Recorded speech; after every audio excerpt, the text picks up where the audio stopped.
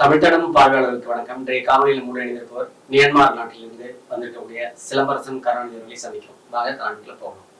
நீங்க தமிழ்தடம் வலைக்காட்சிக்கு புதியவர் என்றால் வலைக்காட்சியை மறக்காம சப்ஸ்கிரைப் பண்ணுங்க, தொடர்ந்து பெல் பட்டன் அமைக்குங்க, ஆல் செலக்ட் பண்ணுங்க. அப்ப இந்த சேனல்ல போடக்கூடிய எல்லா வீடியோக்களும் உங்களுக்கு அறிவிப்புகளாக உங்களுடைய கைபேசியில வந்து சேரும்.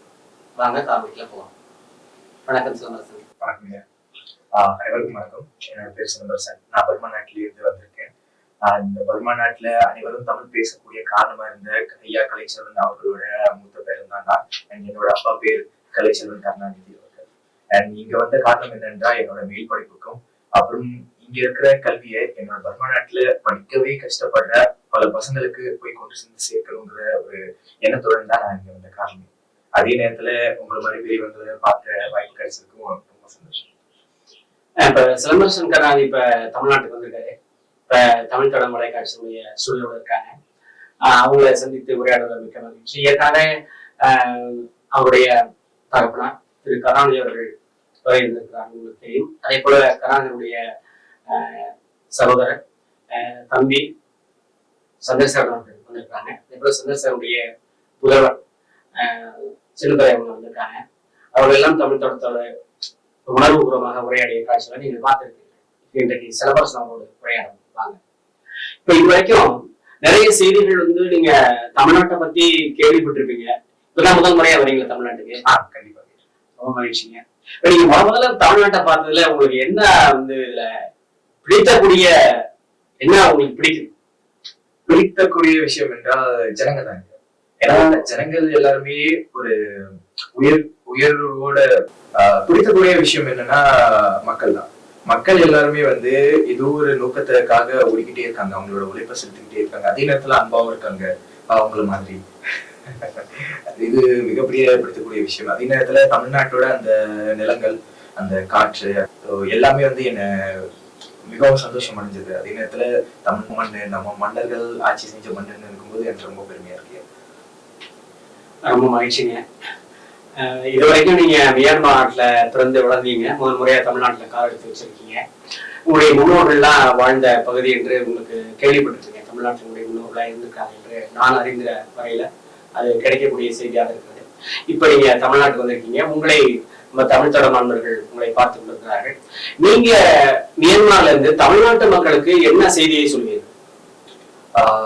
மொழி, நம்ம முன்னோர்கள் பெரிய பணத்தையோ பொருளையோ ஆட்சியோ விட்டுட்டு போல, எல்லாத்தையும் மற்ற நாட்டு சுரண்டிருச்சுன்னு தான் சொல்லணும்.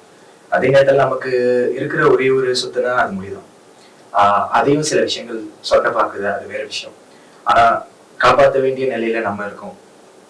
மொழி என்பது ஒருத்தரோட அடையாளம் கூட, அடையாளத்தையும் தாண்டி மறுப்பு, அதே நேரத்துல வரலாறும் கூட.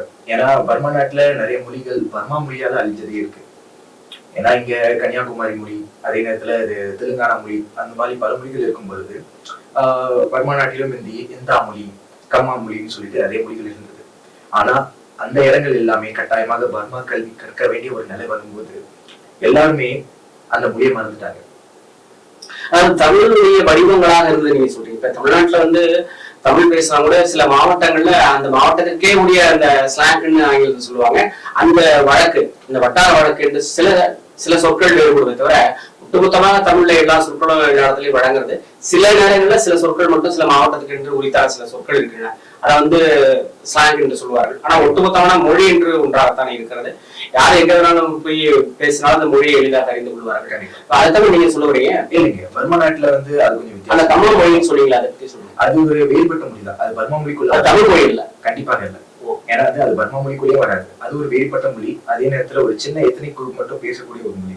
ஆனா என்ன காரணம்னா பர்மா சமுதாயமும் பர்மா கவர்மெண்ட்டும் வந்து பர்மாவை கட்டாயமாக படிக்க வேண்டும்ங்கிற ஒரு கட்டாயத்துல வந்து மக்களை தள்ளுறதுனால அங்க இருக்கிற எல்லா ஜனங்களுமே வந்து பர்மாவை தாண்டி வேற எதுவுமே வந்து பேசக்கூடிய நிலைமையில வந்து இல்லை. பர்மிய மொழியை சொல்றீங்க? கண்டிப்பாக பர்மிய மொழியை மட்டும்தான் எல்லாருமே பேசியாகணும். ஏன்னா அதே நேரத்துல அந்த இடங்கள் எல்லாமே வந்து டூரிசம் நிறைய நடக்கிற இடங்கிறதுனால இப்போ இந்த எல்லாம் வந்து சில மக்கள் இருப்பாங்க. அவங்க எல்லாருமே எப்படின்னா வந்து படகோட்டிகளாக இருப்பாங்க. வரவங்களை வந்து பர்மா நாட்டுல வந்து இந்தா மொழின்னு சொல்லிட்டு ஒரு மொழி இருந்துச்சு இல்லையா, அவங்களோட வாழ்வாதாரமே இப்படிதான் வந்து படகோட்டிகள் தான். வர மக்களை வந்து படகோட்டிட்டு ஊரை சுத்தி காட்டுறது மட்டும்தான் அவங்களோட வாழ்வாதாரம். அதே நேரத்துல அவங்களோட கட்டாயமா இருந்தது என்னன்னா வந்து பர்மிய மொழி பேசியாகணும். ஏன்னா வரவங்க எல்லாமே பர்மிய மொழி கற்றவர்கள் மட்டுமே, அவங்களுக்கு இந்த மொழி தெரியாது. அதே நேரத்துல பெற்றோர்களாக இருக்கட்டும், அந்த பெற்றோர்கள் செய்த அந்த வேலைகளை செய்யக்கூடிய மகள்களாக இருக்கட்டும், அந்த இரண்டாம் மொழியை விட்டுட்டு வன்மைய மொழி பேச வேண்டிய கட்டாயத்துக்கு தள்ளப்படும் போது எல்லாருமே வந்து அந்த இரண்டாம் மொழியை மறக்கிறாங்க. அதாவது ஒரு பழங்குடியினர் பேச முடியும். கண்டிப்பா பழங்குடியினரையும் தாண்டி ஒரு கிராமத்து குரூப்னு சொல்லலாம். அதே நேரத்துல அவங்க எல்லாருமே அது எல்லாத்தையும் மறக்கும் பொழுது வந்து அந்த முன்னோர்கள் எல்லாமே அது மரணம் அடையும் பொழுது வந்து அந்த இளைஞர்கள் வந்து மிகவும் துக்கத்துக்கு ஆளாகிறாங்கன்னு சொல்றேன். ஏன்னா தன்னோட குழந்தைங்களுக்கு தன்னோட தாய்மொழி வந்து கத்துக் கொடுக்கறதுக்கு வாய்ப்பு இல்லாம போச்சுன்னு சொல்லிட்டு இந்த மாதிரி பல 6-7 போல மொழிகள் வந்து பர்மாலேயே அழிஞ்சுக்கிட்டே வந்து ஏன்னா வறுமைய மொழிகள் இவ்வளவு உலகம் முழுக்கவே பல மொழிகள் அழிந்து வருகின்றன என்பதை மொழி ஆய்வுகள் காட்டுகின்றன.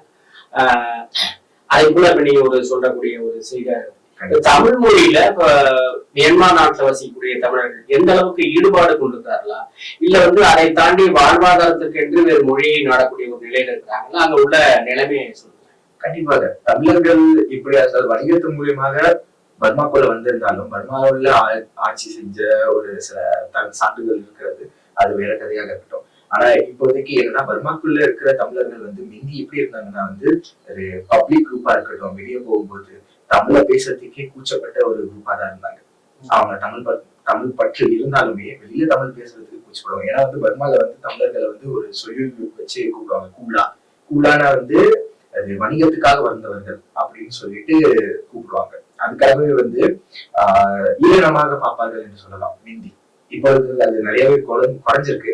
அதே நேரத்துல வந்து அதனால வந்து எல்லாருமே வந்து தமிழ் பேசுறத அப்படியே தவிர்ப்பாங்க.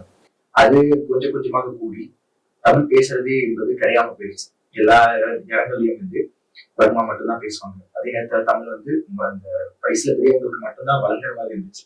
சிலவங்க எல்லாருமே பர்மா மட்டும்தான் பேசுவாங்க. அதே நேரத்துல அவங்க தமிழும் வளராது. அதே நேரத்துல இவங்களால தமிழ் பேசணும் புரிஞ்சுக்க முடியாத ஒரு கட்டாய நன்மைக்கு வரும் பொழுது இப்பொழுது இந்த காலகட்டத்துல தமிழர்கள் எல்லாருமே வந்து தமிழ் பேசுறாங்க, தமிழ் புரியுது. அதே நேரத்துல வந்து ஆர்வத்தோடு இருக்காங்க. அதுக்கு காரணம் எங்க ஐயா பூக்கா கலைச்செல்வன் அவர்கள் என்பது வந்து நான் பெருமையோடும் கருத்தோடையும் சொல்லிக்கிறேன். ஏன்னா அவர் போட்ட கொல்லிதான் இப்போ இவ்வளவு பெரிய கோலமாயிருக்கு. அவருடைய தாத்தா சொல்றீங்க ஐயா? அவருடைய தாத்தா கண்டிப்பா ஐயா என்பது நாங்க தாத்தா அப்பா இனியும் உட்பட மாட்டாங்களா? தாத்தா வந்து ஐயா தானே. கண்டிப்பா ஐயா அவர் ஆரம்பிச்ச ஒரு பள்ளிக்கூடம் தான் இப்போ 40 பள்ளிக்கூடமாக மாறி தமிழையே கொண்டு சேர்க்க முடியாத இடங்கள்ல கூட தமிழ் கற்பிக்கக்கூடிய பள்ளிகளா? கண்டிப்பா தமிழ் கற்பிக்கிற பள்ளிகளாக வந்து தமிழையே சேராத இடங்கள்ல கூட தமிழ போய் சேர்த்திருக்கோம். எங்களோட குறிக்கோள் என்னன்னா வந்து பாட்டன் தமிழை வந்து வீட்டில் பேச வைக்கணும் என்பதுக்காக. அதுக்காக இப்போதைக்கு நிறைய குழந்தைகள் தமிழ் ஆர்வமாக இருக்காங்க. பெற்றவங்களும் நம்பி அனுப்புறாங்க. பசங்க நான் கட்டாத தமிழை கட்டட்டும் அப்படின்னு சொல்லிட்டு பெற்றவர்கள் ஆர்வமா தான் அனுப்புறாங்க. கண்டிப்பா அது வந்து கட்டணம் எதுவும் வசூலிக்கப்படுது தமிழ் கல்வி? இல்லைங்க, எல்லாமே இலவசம் தான். ஏன்னா இது கலப்படம் இருக்கிற கல்வியாக இருக்கட்டும், கட்டணம் வசூலிக்கிற கல்வியாக இருக்கட்டும், எப்பவுமே வளராது. அதே நேரத்துல வந்து பயன்படாது. பாட புத்தகங்கள் ஏதாவது இருக்கு, அதுக்கு என்ன பண்றீங்க? எந்த பாட புத்தகத்தை பயன்படுத்துறீங்க? பாட புத்தகத்துக்கு வந்து நாங்க தமிழ்நாட்டு கவர்மெண்ட் கிட்ட கேட்டோம். அவங்க எல்லாருமே வந்து எங்களுக்காக சொல்லிட்டு 72,000 மதிப்புள்ள புஸ்தகங்கள் நூல்களை வந்து எங்களுக்காக தமிழ்நாட்டு சிஎம் தமிழ்நாட்டு கல்வி அமைச்சரும் வந்து எங்களுக்காக கொடுத்தாங்க. அதை வச்சுதான் நாங்க தரமான ஒரு கல்வியை வந்து பர்மா நாட்டுல கற்றுக் கொடுத்துட்டு இருக்கோம். மகிழ்ச்சி. தமிழ்நாடு அரசு கொடுத்த அந்த தமிழ்நாடு பாடப்புத்தகம் உங்களுக்கு பயன்படுது? கண்டிப்பா. இந்த புத்தகம் எல்லாம் வந்து படிக்கக்கூடிய மாணவர்களுக்கு கொடுத்துட்டீங்களா? கொடுத்தாச்சு. நாங்க எங்களோட பள்ளிக்கூடங்கள் எல்லாத்தையுமே அதே புஸ்தகத்துல வச்சுதான் மக்களுக்கு எல்லாமே கற்றுக் கொடுத்துட்டு இருக்கோம். அதே நேரத்துல யாராவது எங்களோட இந்த தமிழ்நாடு பாடநூல்களை வச்சு பள்ளிக்கூடம் ஆசைப்பட்டாலுமே நாங்க அந்த புத்தகம் வந்து இலவசமா போய் கொடுக்குறோம். இப்ப இந்த 72,000 மதிப்புள்ள புத்தகங்கள் தமிழ்நாடு அரசு கொடுத்துருக்கீங்கன்னு சொல்றீங்க. இந்த புத்தகங்கள் போதுமா, இல்ல இன்னும் தேவைப்படக்கூடிய நிலையில இருக்கீங்களா, இல்ல இந்த புத்தகங்கள் வந்து இன்னும் கொஞ்சம் இருக்கு இப்போதைக்கு தேவையில்லை அப்படின்னு நினைக்கிறீங்களா? கண்டிப்பாக. ஏன்னா வந்து தமிழ் கத்துக்கிற ஆசை இருக்கிற வரைக்கும் எங்களுக்கு நிறைய புத்தகங்கள் தேவைப்படுது. அதான் இப்ப தமிழ்நாடு அரசு வழங்கிய புத்தகங்களை எல்லாம் வந்து முழுமையை பயன்படுத்தியாச்சா, இன்னும் கொஞ்சம் எதுவும் இருக்கா? உடனே தேவைக்கூடிய சுச்சுவேஷன்ல நீங்க நிலையில இருக்கீங்களா? கண்டிப்பா இப்போதைக்கு வந்து கொஞ்சம் வச்சிருக்கோம். ஏன்னா வந்து எதுவுமே வந்து வேஸ்டா போகக்கூடாதுங்கிற எவ்வளவு கஷ்டப்பட்டு கிடைச்ச ஒரு விஷயம் வந்து எப்பவுமே வேஸ்டா போகக்கூடாதுங்கிற ஒரு எண்ணத்துல தான் நாங்க இருக்கோம். தேவைப்பட்ட ஆட்களுக்கு மட்டும் நாங்க அளவோடு கொடுத்துட்டு இருக்கோம். இன்னும் புத்தகம் இருக்கு? கண்டிப்பா மொத்தமா இருக்கா? இருக்கு. அளவறிந்து பயன்படுத்துறீங்க. கண்டிப்பா சிக்கனமா பயன்படுத்துறீங்க. ஆனா மாணவர்கள் கொடுத்துறீங்க. கண்டிப்பா அது மாணவர்கள்ட்டே இருக்கணும், அப்பதான் பயன்படும். நீங்க திரும்பி வாங்காம நூல் வேண்டாம் அப்படி கேட்டு வாங்கிக்கலாம் அரசாங்க. இல்ல ஒண்ணும் பிரச்சனை இல்லை. எல்லாத்தையும் வந்து நாங்க மாணவர்கிட்டே கொடுத்துருவோம். மாணவர் கையில தான் இருக்கு. ஏன்னா அவங்க வீட்லயும் படிக்கிற ஆனா வீட்லயும் படிக்கணும், அதுக்கு அடுத்தாப்புல இருக்கிறவங்களும் படிப்பாங்க. வீட்டுக்கு போச்சுன்னா வீட்டுல உள்ள மற்றவங்க படிப்பாங்க. பாட புத்தகங்கள் வந்ததுல நல்ல அளவுக்கு பயன்படுது அப்படின்னு சொல்றீங்க. இந்த பாட புத்தகங்களை வந்து மாணவர்களுக்கு உதாரணம் கொடுக்குறீங்க. பள்ளி நடத்தும் போது அந்த வகுப்புக்கு வரக்கூடிய மாணவர்கள்ட்ட கொடுத்துருவீங்க. கண்டிப்பா இருக்கிற மாணவர்கள் எல்லாருக்குமே வந்து நாங்க புத்தகங்கள் கொடுத்துருவோம். ஏன்னா வந்து அவங்க மட்டும் இல்லாம அவங்க சார்ந்து இருக்கிற எல்லாருமே அந்த புத்தகத்தை பார்த்து தமிழ் படிக்கணுங்கிறதுக்காகவும் தான். அதே நேரத்துல பள்ளிக்கூடங்கள் நிறைய திறந்ததுனால வந்து இன்னும் புத்தகங்கள் வேணும் கோரிக்கைகள் அனுப்பியிருக்கோம். அதையும் தரேன்னு சொல்லியிருக்காங்க. இப்ப நீங்க நூல்கள் கொடுக்குறீங்க, பள்ளிக்கு வரக்கூடிய மாணவர்கள்ட்ட நம்ம தமிழ்நாடு அரசு புத்தகங்களை கொடுக்குறீங்க, அவங்க வீட்டுக்கு கொண்டுட்டு போறாங்க. அதை வந்து அவங்களும் படிப்பாங்க, அவங்கள விட வயதுல குறைந்தவங்களும் படிப்பாங்க, முதியவர்களும் படிப்பாங்க. ஏன்னா அந்த தமிழ் நூல்கள் பாட நூல்கள் அங்க குறைவா இருக்கிறதுனால அந்த நூல்கள் வந்து அது வீட்லயே இருந்துச்சுன்னா அவங்களுக்கு தொடர்ந்து பயன்படுவதில் சந்தேகம் கிடையாது. இப்ப மேலும் வந்து உங்களுக்கு பாட புத்தகங்கள் தேவைப்படக்கூடிய நிலையங்கள் மாதிரி சொல்லி இப்ப நீங்க கேட்டுப்போம் அப்படின்னு சொல்றாங்க. அதுக்கு வந்து என்ன உங்களுக்கு பதில் கிடைச்சிருக்கு? தமிழ்நாடு அரசு உங்களுக்கு பதில் எதுவும் கிடைச்சிருக்கு? தமிழ்நாடு அரசுல இருந்து வந்து கண்டிப்பாக அனுப்புறோம்னு சொல்லிட்டு பதில் கிடைச்சிருக்கு. ஓகே, மகிழ்ச்சியான செய்தி. இந்த சமயத்துல நான் இன்னொரு கேள்வி கேட்கிறேன். இப்ப வந்து பாட புத்தகம் வந்து தமிழ்நாடு அரசு கொடுத்துருக்கு. நீங்க வந்து அங்க இருக்கக்கூடிய மியான்மர் நாட்டில் இருக்கக்கூடிய தன்னார்வலர்கள் வந்து கல்வி கற்பிக்கிறாங்க, தமிழை கற்பித்து வருகிறாங்க. மேலும் இந்த ஆசிரியர்களுக்கு பயிற்சி தேவையா? மேலும் நீங்க ஆசிரியர்களுக்கு என்ன பண்ண முடியும்? ஆசிரியர்களுக்கு கற்பித்து வரக்கூடிய கற்பித்து வரக்கூடிய ஆசிரியர்களுக்கு பயிற்சி கொடுப்பதற்காக ஆசிரியர்களுக்கு தேவைப்படுறாங்களா, இல்ல நீங்களே வந்து பார்த்துக்கணும்? கண்டிப்பாக தரமான ஆசிரியர்கள் தான் தரமான மாணவர்கள் உருவாக்கணும்னு சொன்னாங்க. முடிஞ்ச அளவுக்கு எல்லாருக்கும் வந்து தரமான ஆசிரியர்களாக மாற்றி கொடுத்துருக்கிறோம். தமிழ்நாட்டு அரசாங்கமும் வந்து இங்க இருக்கிற ஆசிரியர்கள் வந்து எங்களுக்கு வந்து டீச் பண்றதுக்காக அனுப்பி தரேன்னு சொல்லியிருக்காங்க. அப்ப அங்கேயே வந்து பாடம் நடத்துவதற்காக, அங்கேயே வந்து மாணவர்களுக்கு தமிழ் கற்பிப்பதற்காக ஆசிரியர்களை அனுப்புவதற்கு தயாராக. கண்டிப்பாக அது ஒரு சிறப்பான ஒரு நிகழ்ச்சி தான், சிறப்பான ஒரு முன்னெடுப்பு. இவர்கள் வந்து அங்க இருக்கக்கூடிய தன்னார்வலர்கள் கூட பயிற்சி தருவதற்கான வாய்ப்பு கூட இருக்கு. கண்டிப்பாக தன்னார்வலர்களையும் பயிற்சி கொடுப்பாங்க. அதே நேரத்துல குழந்தைகளுக்கும் வந்து அவங்க தெரிஞ்சதை கற்பிப்பாங்கிற ஒரு நம்பிக்கை இருக்குங்க. சிறப்பாக